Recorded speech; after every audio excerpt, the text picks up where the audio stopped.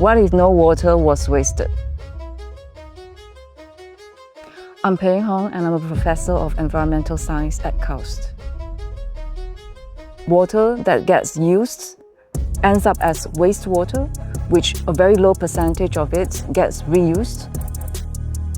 My research at KAUST first involves the understanding of what type of nasty stuff are present in the water, and then to develop the right cleaning technologies to remove those nasty stuff, so that we can end up having a very clean stream of water that can be reused for different purposes. For instance, growing food, growing plants to make the environment very green and healthy. So I want to make sure that everyone has access to clean sanitation, and also a vision where no wastewater gets discharged into the environment in an unclean state.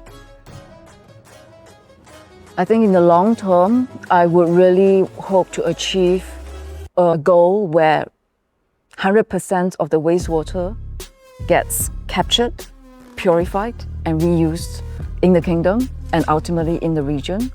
The second thing, of course, is for every cleaning procedure, there's a lot of energy that is required to clean those water. So one of the significant breakthroughs that is required is to ask ourselves, how can we clean those water without the use of energy? And that's really the mission that we are trying to address as well.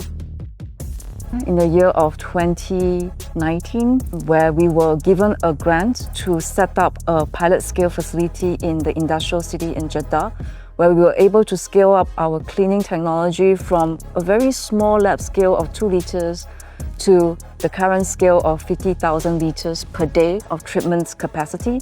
That really feels good to see something that so-called moved from a small scale system to a big scale system, really addressing complex situations, complex environments, complex wastewater, and to see over the past 3 to 4 years, the results that we get from our treatment technology. It really means something that we are able to not just stay in the lab, but actually implement it in an actual field scale system.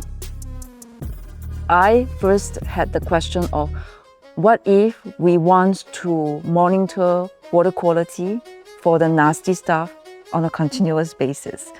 And we don't really have that kind of product in the market right now. So I went to the researchers in the applied mathematics with this question in mind, and they gave a lot of great ideas, and that leads to the work that we have been doing for the past 5 years to develop what we call as salt sensors. So these sensors work based on machine learning, and now we are really working towards commercialization of that particular idea.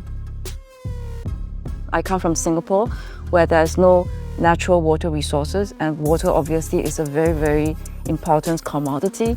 If we don't have enough water, you don't have enough food, you don't have enough energy, you don't have enough green living spaces for your urban population. And I think the same challenge applies here in the region, where water is basically very scarce, and yet there are growing ambitions in terms of the urban population growth, in terms of the food that is required, in terms of the energy is required, and all of it circles down to the need for water.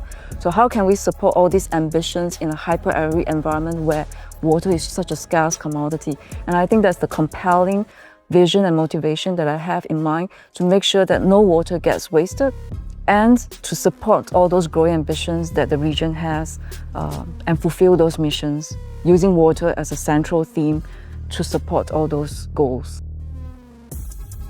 I think in terms of research, KAUST is really one of the best places in the world. We have a lot of different people, and they are all contributing towards this vision.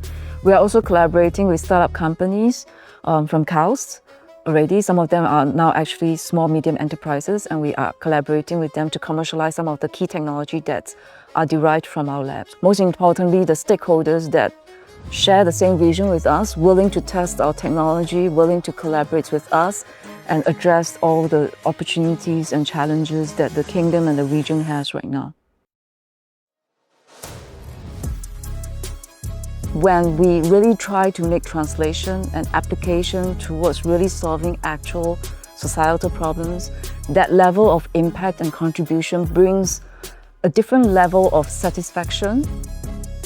I'm Peiying Hong, and I'm on a mission to reuse one of the world's most precious resources.